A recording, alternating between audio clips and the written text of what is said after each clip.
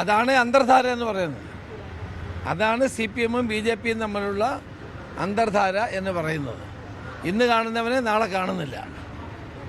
അപ്പോൾ CPM-ഉം BJP-യും തമ്മിലുള്ള യഥാർത്ഥ അണ്ടർസ്റ്റാൻഡിങ് അല്ലെങ്കിൽ തമ്മിലുള്ള ധാരണയുടെ ഏറ്റവും വലിയ ഉദാഹരണമാണ്.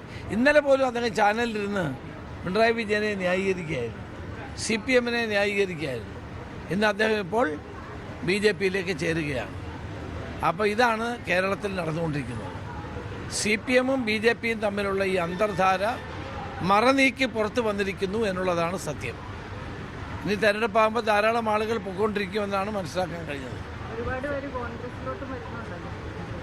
സ്വാഭാവികമായും ഇപ്പം ഇടതുപക്ഷത്തിൻ്റെ എതിരായി ജനങ്ങളുടെ വികാരം വളരെ ശക്തമാണ്.